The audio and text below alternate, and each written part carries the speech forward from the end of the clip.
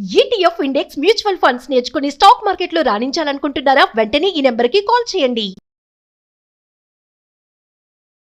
నమస్తే కామేశ్వరి గారు. నమస్తే నవీన గారు. కథలండి, చాలా కథలు మనం మిస్ అయిపోయాం, చాలా గ్యాప్ కూడా వచ్చేసింది మీ కథలు. మరి ఈరోజు ఏం కథ చెప్పడానికి వచ్చారు? విషయాలు మనం ఎంతమంది నుంచో తెలుసుకుంటాం.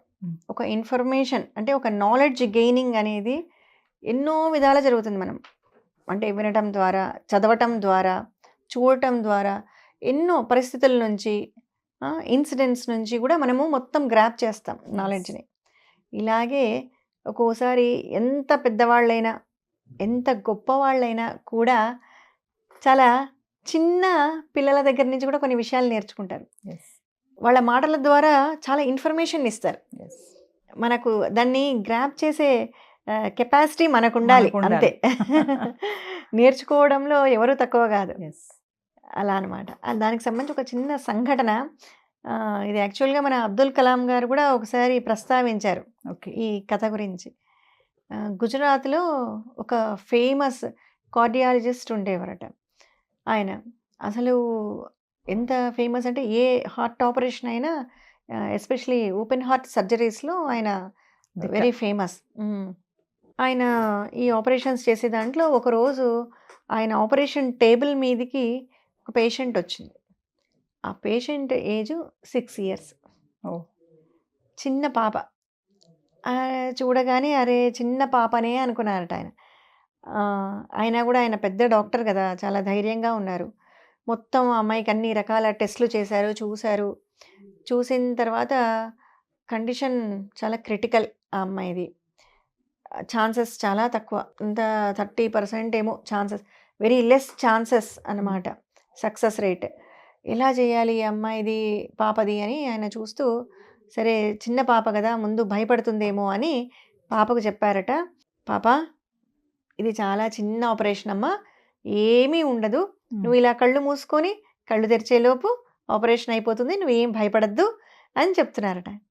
చెప్తుంటే ఆ పాప వెంటనే, సార్ నాకు తెలుసు డాక్టర్ గారు, ఇదంతా నాకు ఆల్రెడీ మా అమ్మ మా నాన్న చెప్పారు, వాళ్ళు చెప్పే లోపలికి పంపించారు, నాకు ఈ విషయాలు అన్నీ తెలుసు, మీరేం భయపడకండి, కంగారు పడకండి, నాకు ధైర్యంగా ఆపరేషన్ చేయండి అనిందంట. ఆయన ఆశ్చర్యపోయాడట, ఇదేంటి ఇంత చిన్న పాప ఇంత ధైర్యంగా చెప్తోంది అని ఆయన అలాగే చూస్తుండిపోయారట. అయితే ఆ పాప అనిందట, కానీ నాకు మీరు ఒక్క విషయం చెప్పాలి, నా ఆపరేషన్ అయిన తర్వాత నాకు మీరు ఒక్క విషయం కనుక్కొని చెప్పాలి, నాకు మిగిలిన అన్నీ తెలుసు, ఇది ఒక్కటి తెలియదు అనిందట. ఏం కావాలి చెప్పమ్మా అన్నట్టు. మీరు ఓపెన్ హార్ట్ సర్జరీ అంటే, హార్ట్ సర్జరీ అంటే నా హార్ట్ని ఇలా ఓపెన్ చేస్తారు కదా అనిందట. అవును అన్నట. మీరు నా హార్ట్ని ఓపెన్ చేసినప్పుడు నా హార్ట్ లోపల మీకు ఒకరు కనిపిస్తారు, వాళ్ళు ఎలా ఉన్నారు ఏంటి చెప్పాలి. ఎవరు అన్నాడట ఆయన. అంటే మా అమ్మ ఎప్పుడూ చెప్తూ ఉంటుంది, నా హార్ట్లో దేవుడున్నాడని, నీ హార్ట్లో దేవుడున్నాడు, నీకేం కాదు అని చెప్తూ ఉంటుంది మా అమ్మ ఎప్పుడు. అంతా ఆయనే చేస్తాడట, ఆయనే చూసుకుంటాడట. కానీ ఆయన ఎట్లా ఉంటాడో నేను చూడలేను కదా, ఇప్పుడు మీరు ఓపెన్ చేస్తారు కదా నా హార్ట్, అప్పుడు మీకు కనిపిస్తాడు కదా, కాబట్టి ఎలా ఉన్నాడు, ఆ దేవుడు ఎలా ఉన్నాడో మీరు చూసి చెప్పండి నాకు అని. ఈయన యాక్చువల్గా నాస్తికుడు, ఆ డాక్టర్. దేవుడు ఇలాంటి నమ్మకాలు ఏమీ లేనివాడనమాట. ఆ పాప మాటలకు అసలు ఆయనకు ఏం మాట్లాడుతుంది అసలు ఈ పాప అని ఒక్క నిమిషం ఆగిపోయాడట ఆయన, అర్థం కాక. ఇంకా పాపకు ఆన్సర్ చేయాలి కదా, సరే పాప నేను చూసి చెప్తాలేమ్మా నీకు అన్నారు. ఆపరేషన్ స్టార్ట్ అయిపోయింది, సర్జన్స్ అంతా వచ్చేసారు. ఆపరేషన్ మధ్యలో ఉంది, అంతా ఓపెన్ చేశారు హార్ట్ని. చేస్తుంటే సడన్గా బ్లడ్ సర్క్యులేషన్ ఆగిపోయింది. ఇంకా అయిపోయింది అనుకున్నాడు, ఇంకా అయిపోయింది, ఇంకా బతికించలేము, ఇంకా వేస్ట్. బ్లడ్ సర్క్యులేషన్ లేనప్పుడు హార్ట్ సర్జరీ ఎట్లా చేస్తారు. వెళ్ళిపోయి ఆయన పక్కన కూర్చున్నారట. కూర్చొని బాధపడుతూ, ఎప్పుడూ అసలు ఆయన ఏ సర్జరీ చేసినా కొందరు బతుకుతుంటారు, కొందరు చనిపోతుంటారు, ఇట్స్ కామన్ కదా. కానీ ఈ చిన్న పాప కావడం వల్ల ఆయనకు మనసు చలించిందనమాట.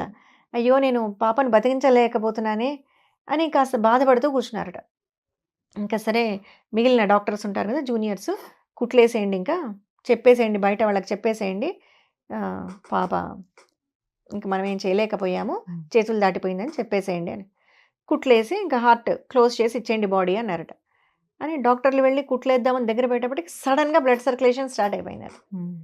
వెంటనే వాళ్ళు డాక్టర్ ఇట్లా బ్లడ్ సర్క్యులేషన్ స్టార్ట్ అయింది అనగానే ఆయన వెళ్ళిపోయి చూస్తే ఫాస్ట్గా జరుగుతుందట. మొత్తం యాక్టివేట్ అయిపోయింది మళ్ళీ మొత్తం. టక టక టక సర్జరీ చేసి కుట్లేసి ఆ అమ్మాయిని బతికిచ్చేసినాడంట.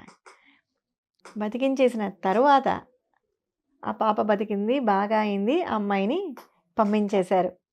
కానీ ఇక్కడ ఏం జరిగింది అంటే డాక్టర్ గారు మళ్ళీ నెక్స్ట్ తర్వాత ఇంకా సర్జరీస్ ఉంటాయి కదా, ఆయన వెళ్ళేటప్పుడంతా ఆయన లోపల ఆయన సర్జరీ రూమ్లోకి వెళ్ళేటప్పుడు బయట ఒక చిన్న దేవుడి బొమ్మ పెట్టుకున్నాడట. నాస్తికుడు ఈ సంఘటన తర్వాత లోపలికి వెళ్లే ముందు ఒకసారి భగవంతుడికి నమస్కారం చేసుకొని సర్జరీకి వెళ్ళేవాడంట. ఆయన రియలైజ్ అయింది ఏంటి అంటే ఒక మనిషికి ఎంత చెయ్యాలి అన్న ఒక లెవెల్, ఒక ఎక్స్టెంట్ ఉంటుంది. నేను అంతా చేయగలను, అంతా నా చేతుల్లోనే ఉంది అనేది ఒక ఎక్స్టెంట్ తర్వాత జరిగేది అక్కడ ఏదో ఒక అద్భుతం ఉంది.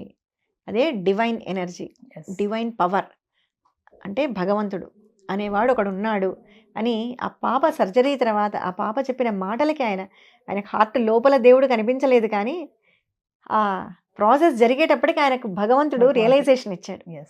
అలా అప్పటి నుంచి ఆయన డాక్టరు భగవంతుడి నమస్కారం చేసుకొని సో సక్సెస్ అవ్వాలి, ఏది జరిగినా అది నీ మిరాకిల్ వల్లనే జరగాలి లోపల అన్నట్టుగా ఆయన నమస్కారం చేసుకొని వెళ్ళేవారట. అంటే చిన్న మాట గొప్ప అర్థం అన్నమాట. ఆ పాప చెప్పిన ఒక చిన్న మాటలో ఆయనకు అంత గొప్ప అర్థం వచ్చింది దాంట్లో. Thank you ma'am. నమస్తే అండి.